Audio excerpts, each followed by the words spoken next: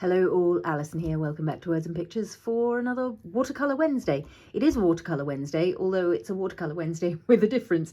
It's a Watercolour Wednesday using the watercolours for a much more mixed media, crafty kind of purpose, I suppose. I've been talking about shopping my stash, digging out things that really haven't had enough use. I'm absolutely not forbidding going crafty shopping. That would be fruitless. I can't forbid myself to shop for art and craft supplies, quite apart from anything else I might need to replace things that I've run out of, and so on and so forth. And if something tempting turns up, then I may well not be able to resist. The shopping my stash is more about trying to make sure that things I have spent money on in the past get to come out and have a play. And one of the things I'm sort of most guilty of spending money on and then not using them fully are some of my moulds. So this is one that I got, I can't even remember when, and I've done a little bit of playing with it quite often, just to experiment. And obviously there are lots of ways to use the moulds, lots of different materials you can put in them, from resin to wax to paper clay, air dry clay. And that's what I've used for these. So this is just some modelling paper clay. Well, is it paper clay? I'm not going to go and look up ingredients for paper clay versus this modelling clay. This is air dry clay. Maybe it's not paper clay. I don't know. Somebody else can go and do that research. You don't need to run in with comments. It's fine. I'm happy not knowing. This comes from Action, which is a great sort of everything-y type shop that is around here in the Czech Republic and wider in Europe. I know it's around in Germany and places like that. And this is very, very reasonable, which means that I've been encouraged to have a little play. And today I want to watercolour some of these bottles. Another day we'll do pressing clay into the mould and so on and so forth. That's really belongs in a few minutes of fun, I feel. So we'll get to that sooner or later. But it's a pretty simple process of pressing the clay into the mould, letting it dry a little bit. Not fully, because when it's fully dry, it's more difficult to get out. Or fully, I'm still experimenting. But what I want to do today, because I haven't used resin for these, I do have some resin so that I'll be able to make clear glass bottles and hopefully coloured clear glass, so green glass, blue glass, like the vintage glass that I own. But my hope today is that by using watercolours and then maybe either a gloss glaze or some clear embossing powder, I'll be able to create a fairly effective glassy look on some of these bottles. So some of these, when I pulled them out, as you can see, did bend, but I rather like that wonky thing. A couple of them are not very good quality, so I'm going to start off by painting those, and I'm hoping that as well as painting the surface, I'll be able to create with some of them the kind of look of having something inside them too. I'm going to zoom in so that you'll be able to see more of what's happening. Regulars will probably recognise this tray as being full of some of my American Journey paints, various colours there, Junebug, Indigo, Coastal Grey, Periwinkle. I'll list more fully what's going on in those down in the description below, so take a look there. I'm just sorry, I've also got a thing with the light today of where that's coming in. So part of me wants to experiment with putting the contents of the bottle down below and a different colour up above. Will you focus? Will you let me show the people what I'm doing? I don't know how happy I'm going to be with that as an effect. I've given the watercolour paints a little spritz so that that's going to just loosen them up, ready to play. And I'm probably going to work fairly fluidly, just letting the paint run and blend into itself, because glass, when it catches light, just shifts in colour and tone from sort of millimetre by millimetre. So just shifting and giving these a sort of fluid colour tone, I think, is going to be the way to create the illusion of light on glass. Of course, if I then seal them, whether that's with the gloss glaze or with the embossing powder, at that point I'm probably not going to be able to apply any more inky colour or watercolour colour. You could absolutely do this with distress inks. I'm a bit sad that I've now put bright green in the middle of my blue watercolour palette here, but I'll be able to wipe it off when push comes to shove. So not going to overly panic. I do love vintage green glass, so there are definitely going to be quite a few green glass bottles here. And even though the watercolour paints may be translucent, what is inevitable, I think, using the clay as my modelling material, what's inevitable is that is going to soak up whatever colour medium I apply to it, and sort of it will start to partake of chalkiness, because the air dry clay is highly porous. Even after it's dried, it's still soaking up fluid, and that's going to mean that things just look more chalky and opaque when you put them on there. I'm going to go for another green one here. I do quite like that vivid green, but I don't want too much of it. I'm just dipping, even though I'm using a water brush, I've just dipped that into some water just to get a little bit more flow on that one. We might give that a little dark blue stopper, like so. So this is me genuinely playing here. I haven't tried colouring air dry clay in quite this way before. I've also got on standby a couple of sort of gilding waxes, just in case I want to highlight the wording. Some of these bottles, I don't know if you can see, I need to catch it in the light. And again, you need to focus camera. That's because I'm in zoom close-up and I no longer know how far away to hold this to get it to focus. They've got textured words in, like embossed glass. So even as I drop in that little bit of darker blue, that is picking up. I'm sorry about the focusing. I need to zoom out again, because then I understand where to hold this to get it to behave. There we go. Maybe that's showing you it. And yeah, I'm just experimenting also with the sort of standard way of creating depth and dimension, of just putting some shadow down the side of that bottle to increase the sense of it as a three-dimensional object. I mean, it is a three-dimensional object. It's not fully three-dimensional because it's got a flat back for gluing it to projects and so on. So I'm just putting some contents in that one. I'm putting a little darker bit around the bottom, just for fun, just to see if that will fool the eye into thinking there's something in a glass bottle when it's a bit shinier. I think that's a pretty good effect, actually. I quite like the look of that. Some of these, of course, it might be helpful to think of them as ceramic bottles, because lots of chemists and apothecaries had ceramic bottles. So actually, rather than trying to make that one into glass, I'm thinking I might add a bit of the French grey and let it be a rather dusty, murky little ceramic bottle in my apothecary. And that's going to mean I can highlight with any colour I like to get that to shine again. Let's put a bit of dark at the base of this one. Sorry about the shadows. I decided against the augmenting light today, and maybe that was an error, but I'm just going to keep applying colour and hope that you can see enough of what's happening to get an idea of it. So yeah, I have got, oops, that's a lot of very dark indigo. Let's water it down a little bit, although it's already soaked in to the degree that I'm not sure I'm going to be able to pull that back. So what I might do on that one is a little bit of white highlighting later on.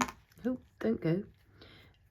Just to change the look of that, I can come back in. So nothing is lost at any point in this process. Just, you can come back in with another layer of paint or ink later on and change what's happening, although that's quite good with the dark stopper on. I like the dark blue bottle. I might go for a slightly watery wash of that. I think this is probably either indigo or Payne's grey or something going on at that end of the paint tray. That's quite nice as a colour for a sort of apothecary bottle. Oops, there goes another. This is somewhere in the middle here is Junebug, which is a beautiful deep ocean turquoise. So I'm just picking up colour in a fairly random kind of way. I might mix in a bit more green just to get ourselves a couple of green glass bottles again. But actually that soft turquoise grey is giving me the illusion of green almost better than the green paints are. I'm just enjoying playing, really. That's what this is about. I haven't, as I say, used my moulds nearly enough, so I'm still discovering what works for me. And I know lots of people will be using moulds on a regular basis and will have their ways of using them and getting the best results that work for them. That's the journey I like to go on. I like to try and find out what's the way that I like to make use of something like a mould, which can create you embellishments, can create lovely augmentations for other projects. And as you know, I do like working with dimension. I do like working with a bit of tactile presence in my projects. I'm enjoying multicoloredness. I'm enjoying seeing that colour spread out.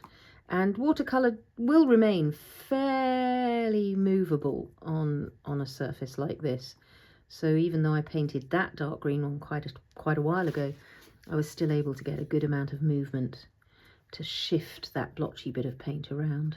That's a good colour for a glass bottle. Very nice. I'm just going to apply colour to all of these, and then we'll have a little experiment with ways to add gloss, whether I end up enjoying the gloss glaze or whether I decide that the embossing powder is the way to go. Let's add a little bit of turquoise to that one. Oh, I love the turquoise. We might give you a sort of darker, again, just the knob in the top, just to get that definition. And dark shadow down the side, I think I've decided is a nice way to go. Certainly dark shadow at the bottom is good. And I could even go as far as adding some sort of dusty mustiness with greys and browns to these.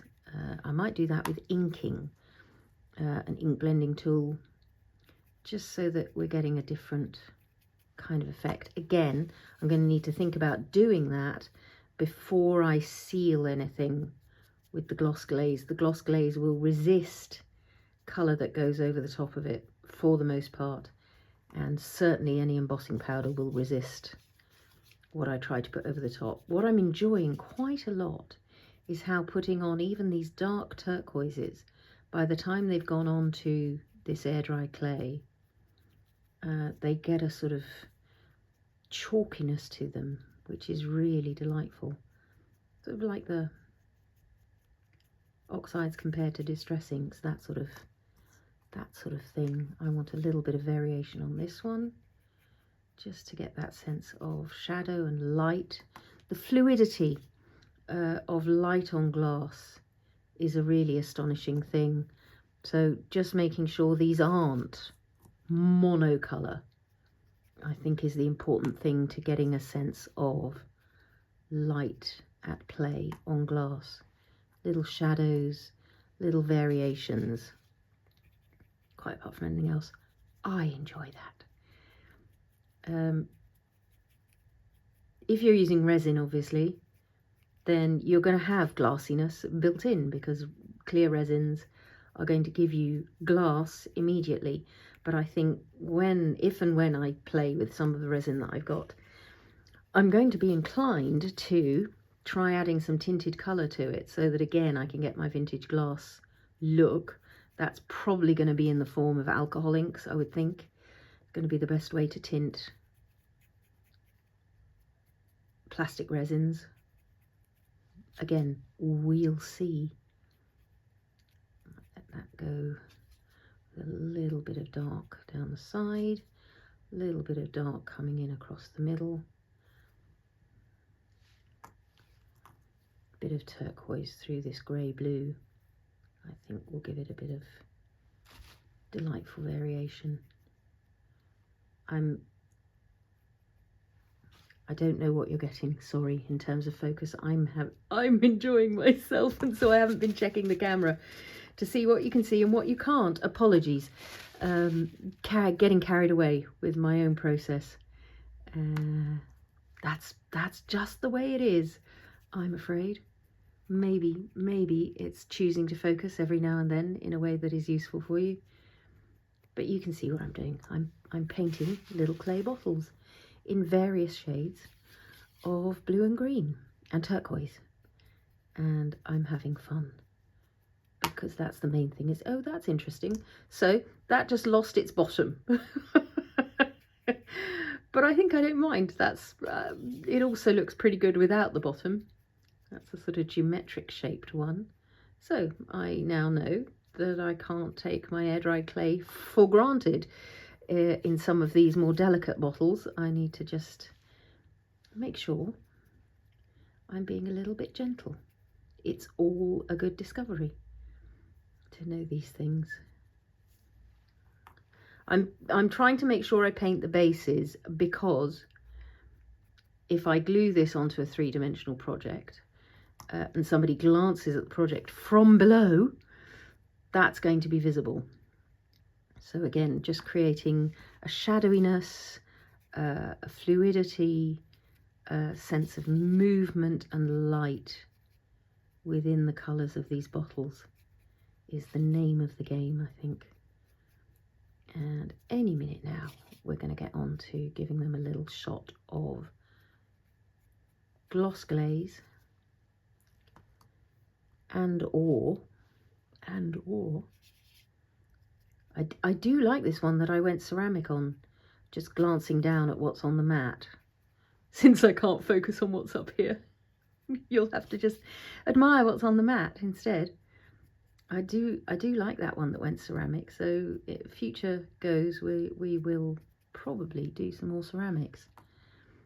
I sort of want to lighten up this one, so I'll go in with some of that French grey, because that's what it was. Turn it into a ceramic bottle, old stone. See, a stone vase, a stone apothecary's bottle is a beautiful thing as well, so not just vintage glass. I haven't put contents in many of these. I'm quite enjoying that one that has got some contents, so maybe I should try and just put a layer of something into a couple more of these, looking for the illusion.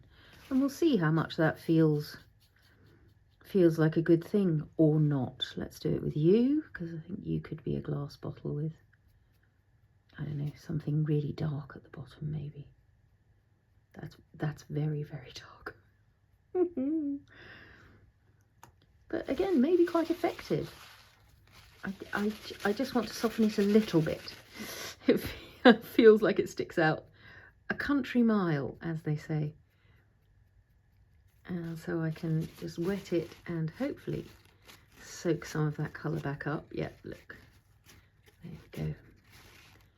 Just by using some kitchen towel, and then I can also choose, of course, to put in a little bit of the French grey that I've been using as ceramics.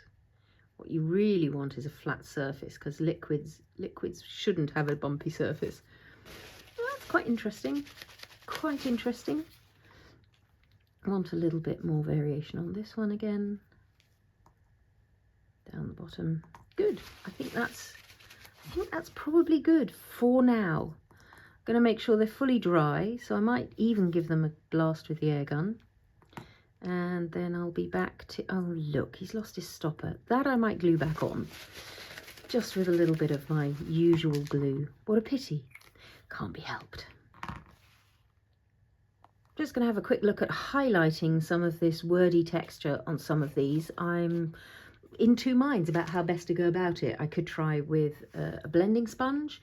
I'm sort of inclined to start with the pad of a finger, just rubbing over the surface with that beach cruiser I've got there. So I'm sort of going tone in tone to just pick out that lettering that seems to be working quite well. And I also quite like what it's done to the rest of the bottle.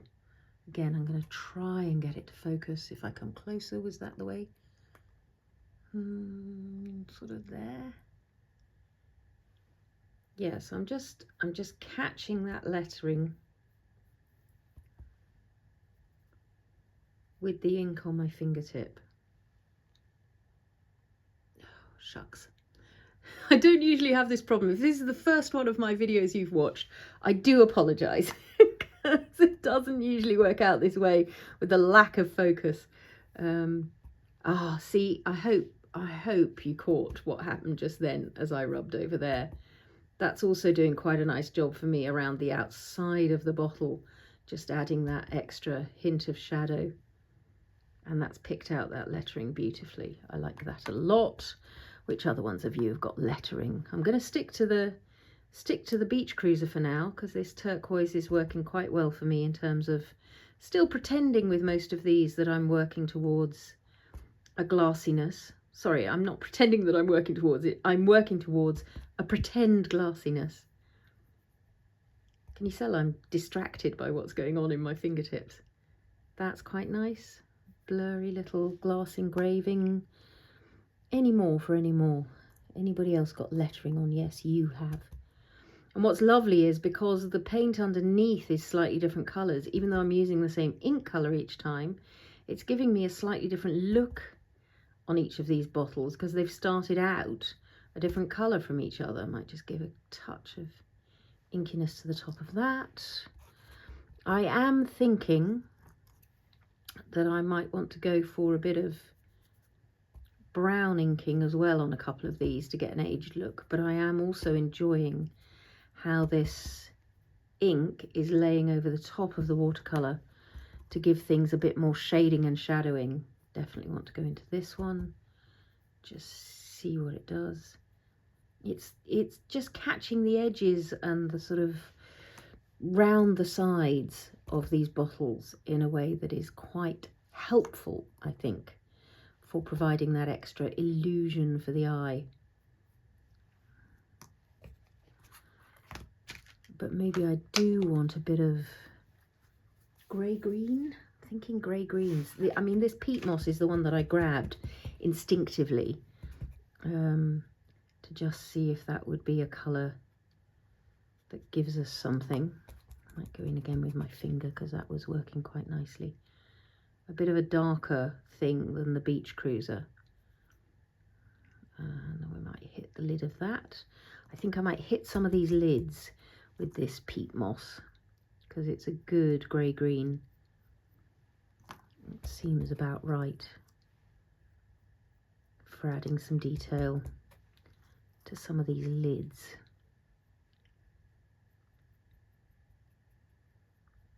That's got lots of lovely detail around the top actually. That might be enough for today. This will be a thing that becomes more slick. I don't want to use the word slick. That I discover the thing which appeals to me. But today it's been playtime. They already look pretty cool to me. I hope that the camera is at least focusing on them on the mat. Let's put just a touch of gloss glaze on a few of these. I'm going to give them a quick blast with the heat gun first so that it doesn't make anything run underneath. By the way, I did successfully glue this one's neck back on, so he's whole again. Just going to get a little dot of gloss glaze onto the mat, and then we can, I mean quite loosely, I'm not going to be precious about this, pop that gloss glaze onto a couple of these bottles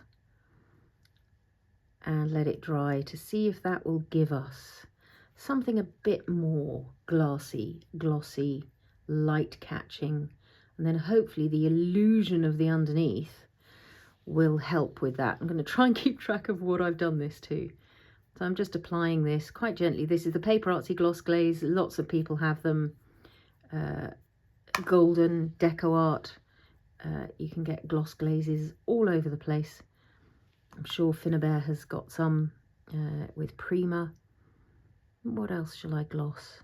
Maybe I'll gloss this green one because I do quite like him. You can see initially, certainly, as I apply that, because it's moist, it is doing that thing of refracting the light and making those watercolours come back to life with a slightly darker tone. We'll see whether, as it dries, that goes back to the lighter version. It was much more prevalent with the green, I note, than it was with either of those two. Let's do one of these embossed bottles. When I say embossed, I mean word embossed. The look of embossed glass is just an absolute joy in real life. Love to try and capture that in miniature. There we go. So that's enough gloss glaze for now. I'm going to do a couple with clear embossing powder and just see how that works for a comparison, and then that will make my decision for how I proceed with the rest of them. So those 5 have had gloss glaze. You stay put, thank you. You might need a bit more gloss glaze, you actually. I can see you going chalky opaque even as I look at you. I want you glossier than that. There we go. So for the clear embossing powder, I'm going to use an embossing ink pad, because embossing ink is clear. I could absolutely use something like, I don't know, salvaged patina distress ink might give us a nice extra layer of inkiness. But I think what I want to do with this is just sort of press that down into the embossing ink. Yeah, I knew I was going to do that. Can't be helped. I'll glue that one in a minute, and then I'll be more gentle with this one. Embossing ink pads tend to be quite gloopy, so you can usually trust that there is clear ink on there. And then I'm going to sprinkle clear embossing powder over the top. Pull that out maybe with my tweezers. Shake off the excess. And then holding it with the tweezers, I'll give it a little go with the heat gun, and let's see what we get. So I'll put the lid on that. Again, I'm going to try and hold it so that you can see, if anything exciting happens. May not have enough of the coating. Oh, don't go.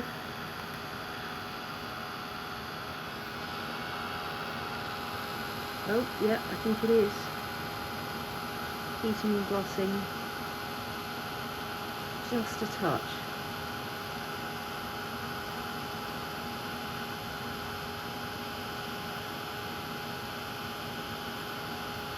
Thing with embossing powder, clear embossing powder and clear embossing ink, is that I can go back in and add another layer. If I popped off another lid. Okay, gonna have to glue those. Come back and do something that hasn't got a lid. Which one was it? That was your lid. Okay, it was just a little dot of glue. And again, because these bottles are porous, the clay is porous, that glue really got a good seal. Oh, it's just one of those days, isn't it? Why have you blocked up? That really isn't helpful or necessary. Okay. Yeah, thank you. Very helpful. Deeply grateful for all your kind assistance, glue. Good, so we'll just pop that down onto the mat at one side, as I did with the other, in the position it needs to be. Firm pressure towards each other so that that glue can really get purchase. And then it was this one, wasn't it? Again, you can see where the glue needs to be, just in that little opening. Press that in. The glue will dry clear, so I'm not terribly bothered. I don't quite want that much around the outside though. Press towards each other. Put it down on the mat. Oh, I'm not having the best day with the clay. And you're in the shadow because of that piece of embossing powder, which I can't move because that piece of paper's still got clear embossing powder all over it, so I can't move it out of your way to get the light on what I'm doing over here.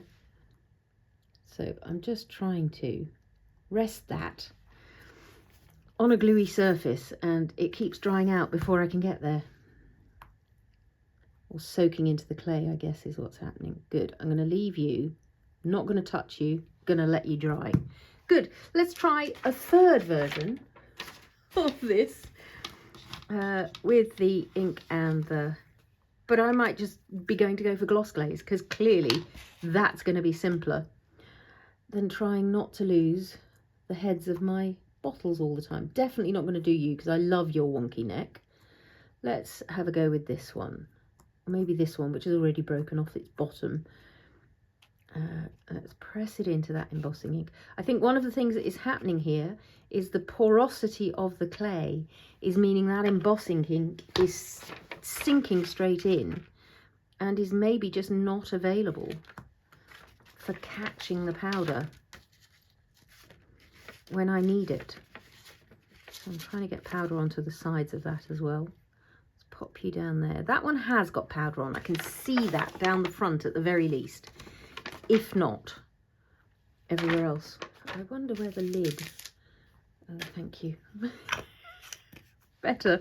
Given how today is going, I'm going to put the lid on my embossing powder. Let's see what we can get. But given the complications of this, even if this version looks better than the gloss glaze, I'm inclined to use the gloss glaze just because it's simpler and quicker. That blew off a whole load of embossing powder then, just vanished on me. Blew off into the ether. Have we got any kind of sheen on there? It's hard to see. Right, I'm going to gloss glaze the rest of these because I'm bored with them breaking. Where's my gloss glaze gone? There we are. Something nice and shiny, nice and simple with a paintbrush. I'm in control of it and I can just apply it and let that glass turn a little bit glossy. Even with this, of course, you can go back in with a second coat and increase your gloss. It dries completely transparent, so it shouldn't mess up anything that you've got going on colour-wise or detail-wise. So those 5 have just had a second coat of gloss glaze. Look how much simpler this is than trying to do the embossing powder. Again, lesson learned. That's what we're here for. Genuine experimenting, genuine play, and find out what works for you. You might love that moment of melting the embossing powder and having everything become really shiny and glossy and so on and so forth. For me, this might be the thing that satisfies me. Obviously, if you're going to stick to pretending things are ceramic, you don't want quite such a gloss on it, but it might well be worth sealing the colour in on these. I feel like the air-dried clay might, over time, continue to soak up colour so that you would end up with your bottles getting paler and paler. So I think sealing these is going to be a good idea. And if you want a ceramic sort of look, then a matte glaze will be better, or a pearl glaze even. PaperArtsy certainly do a number of finishes: gloss, pearl, satin. There's even a frosted glaze, gloss glaze, matte glaze. And again, have a play, see what it is that you want. If you want ancient stone receptacles, then gloss glaze is not going to be the way to go. If you want something shiny and maybe a little bit glassy, this might just be the way to get it.